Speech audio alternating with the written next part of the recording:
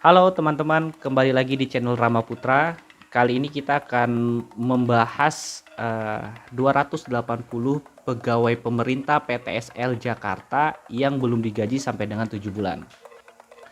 Konten ini saya bahas dan bicarakan hari ini dari aspirasi masyarakat yang masuk ke dalam pesan sosial media saya.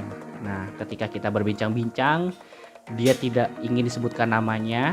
uh, saya merasa sangat bukan prihatin lagi sebenarnya, tapi gelisah ya.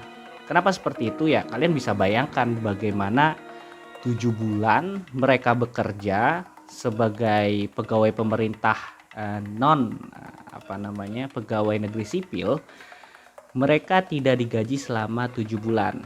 Nah, kenapa bisa seperti itu? Makanya kita ingin bahas hari ini, sehingga video ini atau konten ini juga bisa menggerakkan masyarakat secara umum atau secara khususnya adalah para advokat untuk membantu atau menolong mereka. Karena beritanya belum juga naik gitu. Ini yang membuat saya gelisah. Selama 7 bulan di masa pandemik mereka tidak digaji tapi masih saja terus bekerja. Nah, pertama yang perlu kita ketahui adalah program PTSL itu sendiri.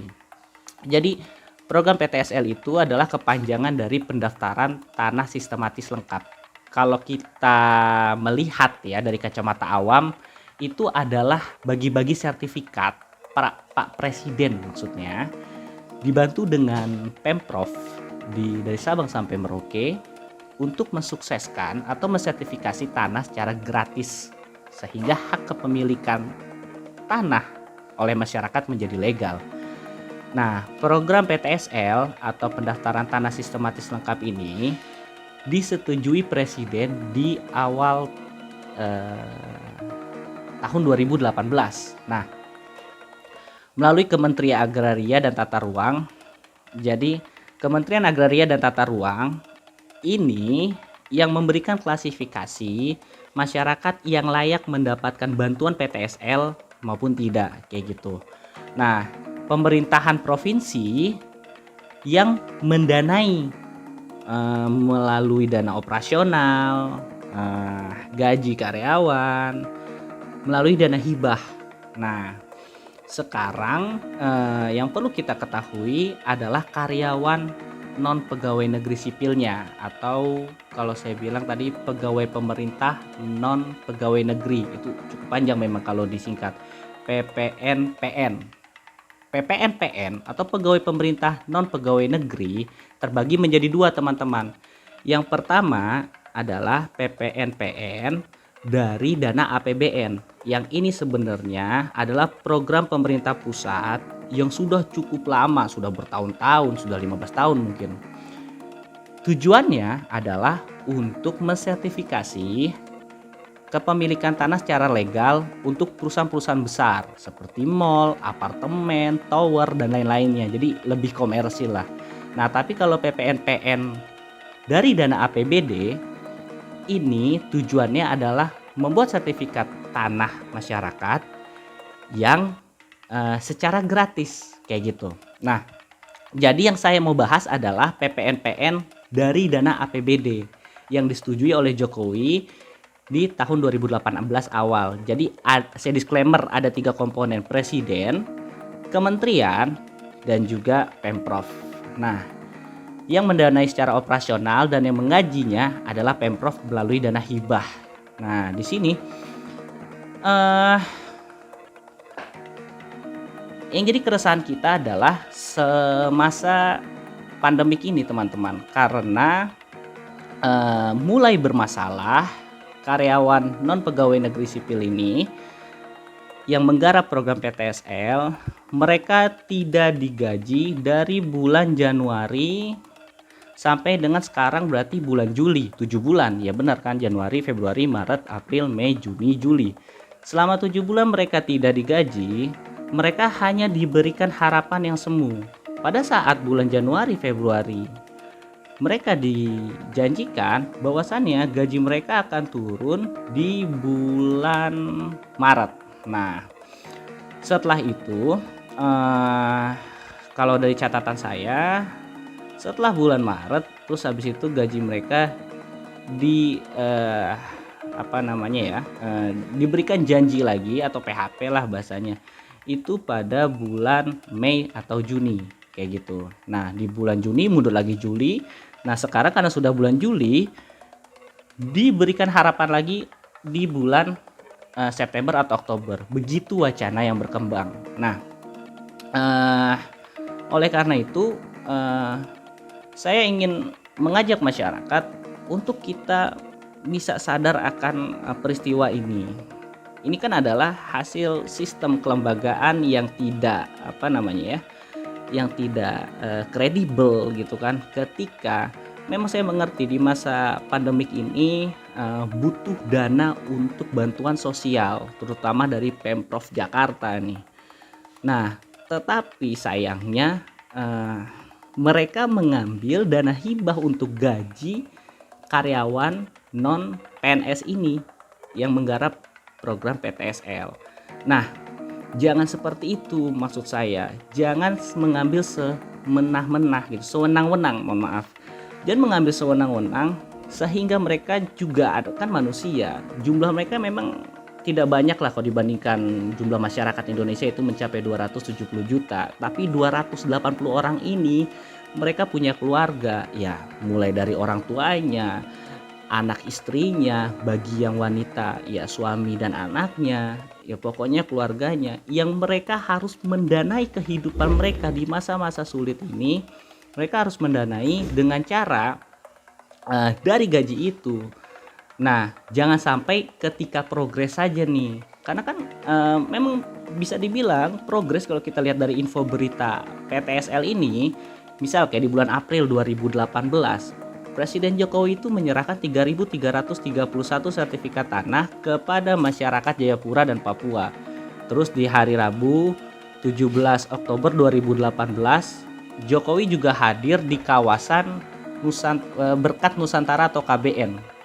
Itu di wilayah Marunda, Jakarta Utara, untuk memberikan 10.000 sertifikat tanah. Dan di situ ada KSP Muldoko, ada Menteri Agraria dan Tata Ruang itu adalah Sofyan Jalil, dan juga Gubernur DKI Jakarta. Jadi ketika sukses potong pitanya bareng-bareng. Tapi ketika mandek seperti ini, 7 bulan masyarakat atau karyawan non pegawai negeri sipil yang berjumlah 280 orang, kok nggak ada responnya, kok nggak ada solusinya.